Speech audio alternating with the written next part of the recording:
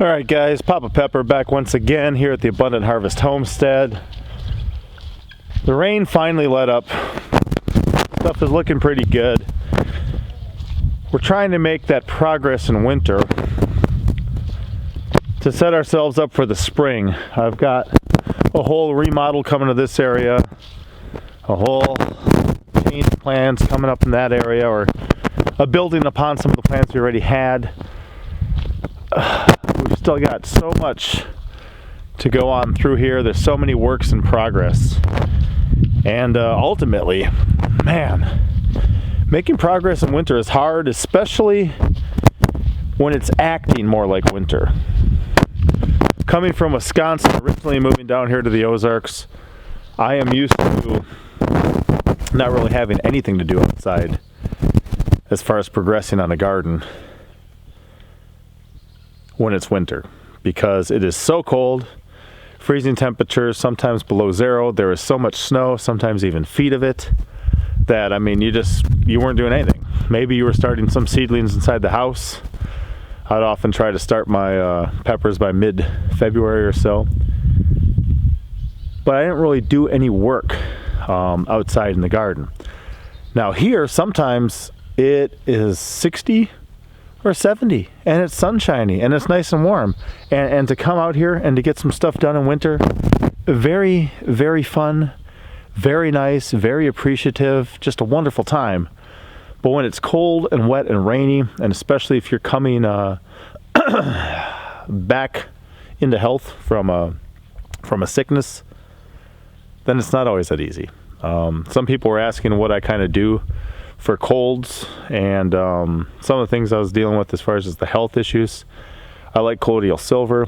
I like, a lot of times I'll do apple cider vinegar, lemon juice, and honey in like warm water, make a tea like that. We like elderberry for sure. And then rabbit tobacco. I like rabbit tobacco too for a number of reasons, but that's just kind of some of the stuff I try to expose my body to on a regular basis kind of anyway sometimes, but especially if I'm feeling under the weather. So today I'm going to try to get this unloaded, because I may head up to a friend's house to get a load of square bales over the weekend, which means I need my trailer unloaded. To actually take care of that though, what I've got to do is go out here to the perimeter, and you can see there's little grasses down there and some moss, but what I'll actually do is I'll take a hoe and I'll scrape it. I'll scrape it back because I don't want those grasses just to come growing through the mulch and start creating problems. Same thing here, you can see a little bit of the work in progress. You can see there's the old mulch, there's the new mulch, there's the scraped earth, and then the earth that needs to be scraped. This stuff will be, breaking down into soil eventually. I just got to make sure there's no seeds in it continuing. So on a nice cold, wet, rainy day like this, I do have a break in the rain, and it's not terribly cold right now. I'm not sure what the temperature is, but I'm guessing somewhere between 38 and 43 probably. So I'm going to keep trying to push this back. And then this area too, I've got to take care of business up in there. This is kind of one of the areas holding the garden back a bit. Maybe I'll save that for the next load just because it's tougher, and maybe I can prep it in between loads. Right now this will be easier. So I'm going to try to push back from here and continue on with this garden progress. I'm going to try to get pretty much that load unloaded here of mulch, and then probably work on my next raised bed. There's a cattle panel up there in the pasture I can use for my next archway. But this is the time to be expanding. Actually here too, just so you know, I'll show you this. Okay, we've got a number of raised beds. You can see the walkways, and even when you've got like a 3-foot walkway between some of this stuff, this one's more like 2. Depending on what you plant, I mean, it'll overwhelm this whole area if you don't keep things pushed back. So I do like raised bed gardening, just because when I plant in just a giant rectangle shaped garden, it becomes too thick. I don't space enough, and eventually it fills in the blanks, and even here that can be difficult. Now you can see with the way you can see the spacing of all the raised beds, this is not just going to be a big section of mulch. But what I'm going to do right now is I'm going to mulch the whole thing. And then when I'm ready to put in a raised bed, I'll remove the mulch back from that, put a row of rock around the outside of it, and then fill the middle with some growing medium. A mixture of compost, topsoil from the woods, rabbit manure, and stuff like that. So I'm not just making a big blanketed area permanently. I'm just suppressing it for right now so that it's easier for me to install a raised bed when I'm ready for that. I do have the rocks. I probably don't have the soil medium right now, so I'm concentrating over there in front of the poultry for progressing with actually adding the soil medium to the raised beds there. So that's my focus right now, is to get that area kind of done, and then we'll continue moving through there. And I think I'm going to finish this mini pond in the near future too. I think I might get like some carpet underlayment, or old carpet actually, to lay down and then put the pond liner in, just to prevent it from being messed with. So that's part of my project today, and we'll see how much I can get done.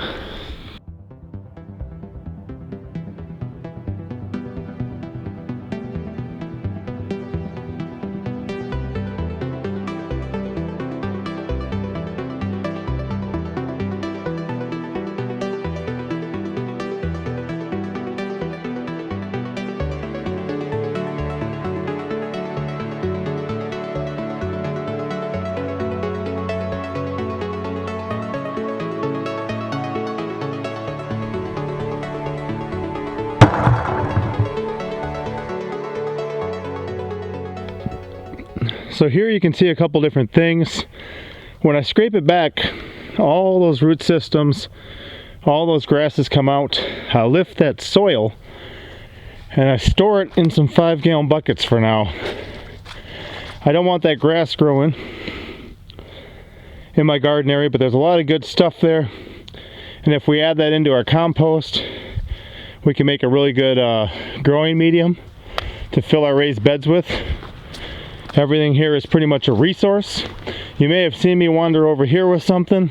What I did is I found a little rabbit tobacco plant. That's a green guy center screen. They're pretty much, I think, a biennial. So they show up, they get small, and I think the second year they grow and go to flower and seed. But that's a very helpful, useful plant. So I just stuck it over here by the kiwis, cold hardy kiwis. And then I was picking up the rocks too from my rock pillar fence, so I'll make a pile of those resources. And as I kind of press back a bit, I'll be taking loads of the mulch from the trailer and just dumping them off. And I like to lay them, man, probably at least 4 inches thick. They get compressed, but 4 to 6 inches thick is where I like to lay them. Monster truck, wow, look at him. I was gonna say he's getting buckets for me, but look at this kid. He's probably got 5 buckets, so that's helpful. He'll bring some empty buckets. I'll keep filling these, and then we'll start dumping mulch here. And guys, here's one for you too. I know if I had like unlimited finances and resources, what I could have done is just got a bulldozer, plowed all the trees out of here, burned them, had all this ground scraped bare, brought in load after load of mulch, suppressed the whole thing, and done that all at once. Unfortunately, it's not where we're at, but I do like kind of this more connected, more, it is labor intensive, I'll give you that. But when I look back at it, then I'm like, hey, you know, we remember the effort that went into this. I think we have a greater appreciation for it, and it's done at the speed of life in a way that is very easily affordable too. And this way too, everything's still a resource rather than just plowing it all up and burning it. The wood is used to heat our house, hopefully, when I get the wood stove installed. All this stuff, you know, I've got 6 5-gallon buckets already. That goes a long way in filling raised beds. I just got to do some stuff to it first to prepare it, and then we'll be able to use it to fill our raised beds. So it's a little slower paced, a lot more work, but a way that we don't mind doing it. It's just, like I said, hard in the winter. I mean, my hands are very muddy and cold right now, but it's better than having just a soaked glove on. My hand would be a lot colder if I had a soaked glove on right now. So I'm gonna scrape this back a little bit more and then fill in some of this mulch.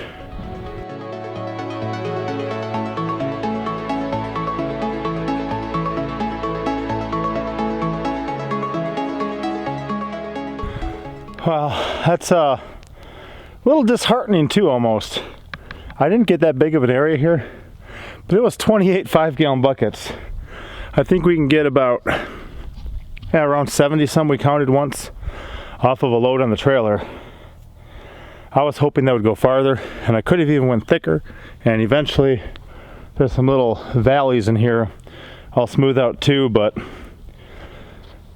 like I said, this is going to be a process. It's going to take some time, but especially now when this stuff is by and large dormant and I don't have to fight it like I do in summer, it's the time to make my progress. It's the time to kind of tame this wilderness. And as I expressed before, we've got a number of things coming into here and a number of perennial things, both in ground covers, in low-lying kind of shrubs, in bushes, in trees, in vines. And eventually, we may just kind of let this whole area kind of go back to wild. Our house is way over there. If we're going to age in place, we're going to want to grow our vegetables and our more labor-intensive annual crops closer to the house. So eventually, I'll probably phase this one out of more of the annuals. Keep a lot of perennial, bushes, herbs, berries, fruits, whatever can grow, leafy greens and stuff like that, and just kind of let it take over. And then we're going to have some really deep, thick topsoil here too, really good and healthy for it. So I'm probably going to dump another load here, then see if we can't empty the trailer on the next one. And then I'm going to hold back for a minute so I can switch to that other project and continue on with those raised beds. Like I said, a lot of this takes a lot of effort. You can see why I have so many 5-gallon buckets, because I use them all the time. I mean, if you look around, there's a ton there with plants in it, a ton there with different things in it, a ton out in the pasture with rocks in them. I don't know how many I've got, but if he who dies with the most buckets wins, I might be in the running. I could pull this thing off. I could be the big winner. We'll see.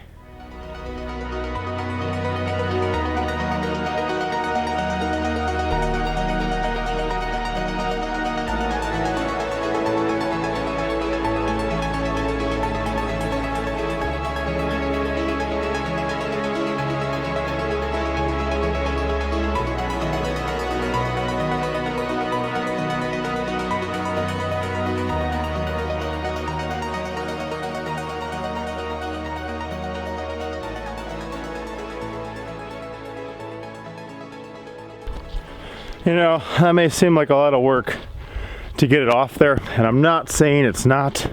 There's a lot of work to get it on there too. But trailer's empty. It's ready for me for this weekend. If I'm able to head up to my buddy's and grab some some hay bales for the animals. He's got a good blend of grasses that I definitely am interested in. One thing I'm trying to do is to stay away from Bermuda grass. I know that can be good for my pastures, but if that stuff touches this garden, life as I know it is over, because that stuff is it's a force to be reckoned with, and I do not want it on my property as much as I'm able to prevent it. So what I'm going to do is pause on this expansion, because I want to make sure to get this done. So I'm going to grab a cattle panel from out in the pasture and maybe have to lift a couple of service berries and transplant them to move it this way. But yeah, I think that's what I'm doing. So I've got all of these leftover rocks from my bench thing, a whole nice another load here and here. What I want is a walkway in from this angle. I want that, and I'm probably going to build a little raised bed continuing out from here, and then kind of start a new one where that service berry is there. I've got 2 service berries in the ground. I'm probably going to put maybe even here. We'll see. I gotta put them somewhere, so I'll put at least one there. I guess I'll put them in a row here. They'll be pretty good. I can keep them trimmed up. But this I want to be a walkway directly from the ducks, and that's a walkway there to cut across the middle of the drive-through for the garden, so people can walk straight in this way and straight up these stepping stones here, either to the ducks or off that way. Next archway will be there. So this area here is going to be my next raised bed. I've just got to watch, because there is water and electricity running under here up to there too. So I've got to watch that, but I'm pretty sure I know where it goes. And actually, it comes right across here. You can see the line. So if I drop something up in here and over there, I should be fine. I hope I'm fine.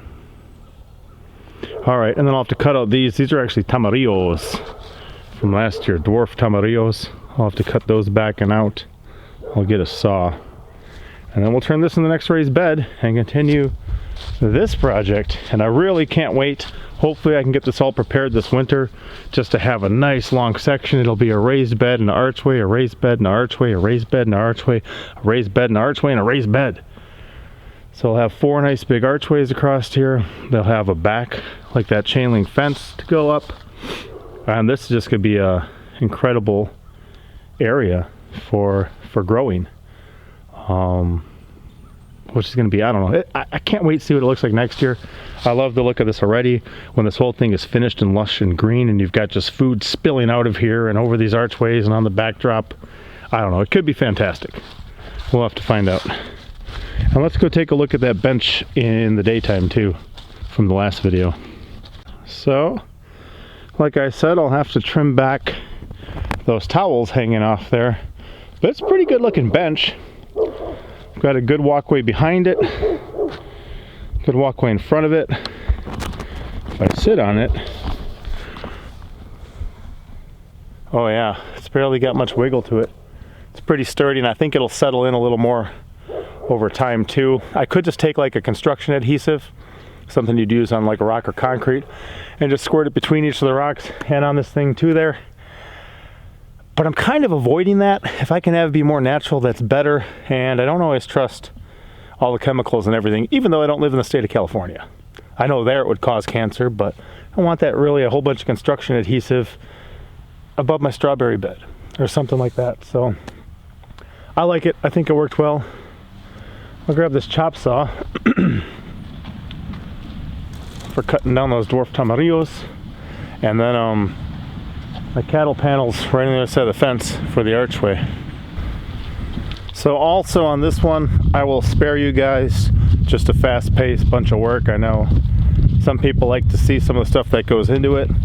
Others just get tired watching me, and not like bored, but like physically exhausted watching all the stuff I do sometimes. So I'll just give you a good before and after. So again, cutting down the tamarillos, moving the service berries, putting an archway in here, adding some mulch to put the rocks on top. Mulch is there and by the trailer. And then building the rocks and connecting it to this next one here. So that is the plan. Here's a nice before, and we'll see what it looks like after. Well, here is the after. That's the one we had done before. Between those two archways, this is the one we have now. Over to this new archway. And I mean, I really wonder if we get things like grapes established over these. I still got to add the backdrop to this one, the chain link fence like that one has. Might be able to do that today. I'll have to take some 12-foot sections and I cut them in half and get them to the right length. But to me, this is a lot of good progress.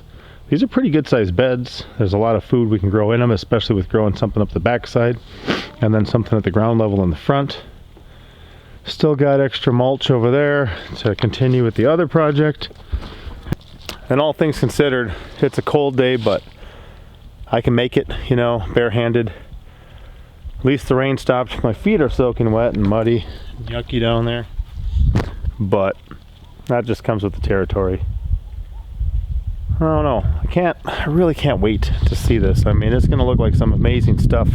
Hopefully by the time we're done, you know, crafting this property and getting a lot of the groundwork set up. I think once we're at kind of more of a maintenance stage and we're out of the building stage, it's going to be a lot different. There's quite a few experiments and things that I want to do, and even YouTube videos I want to make to help people and help them consider different things. But right now, you know, my primary focus is getting this homestead set up and running so that we can function better as a family, that they can take care of more of our own needs. And I'm not really at the point where I can just kind of sit around playing all the time with experiments. Sometimes I do. I mean, you can see some of the stuff I'm up to. It takes time. All of a sudden I catch some fish, decide to smoke them. You know, that was hours. I wasn't sitting there the entire time for all the hours, but and when I was, it was nice and relaxing. It was cool. But you know, we're moving forward. But I do appreciate warm enough winter days that I can make progress on things. Wow, when this is done, it's gonna blow my mind. It's gonna blow my wife's mind. It's gonna be amazing, especially because the whole poultry area, there's fruit trees in there already, but we plan on growing food over the entire thing. All these fences coming up and over the entire top. I expect it to be producing food and giving some shade and protection from aerial predators to our poultry, which also is just amazing and awesome. So I will leave you guys with that. It's another cold, hard-working day on the homestead, but we're making progress. Things are looking good, and I'm excited. I'm still excited. Oh yeah, and this one, you know, we've got quite a bit of stuff in. I plan on adding hopefully a bit more before it's time to plant. This one I just started. Some rabbit manure, some different composting, not composted, wood chips and some other stuff, but we'll cover it up. I might go see about that. See if I can get that fence up today too. All right guys, I'll see you next time. Papa out. Look, I already know I said Papa out, but not only did I get a big roll of that black coated chain link fence, I got a couple of free straw bales and carpet underlayment. This means tomorrow I can use that carpet underlayment for a project I've been waiting to finish forever. This is so exciting. This was a really good free load for me. Just so blessed with some of the resources we have around here for free. I'll see you guys next time.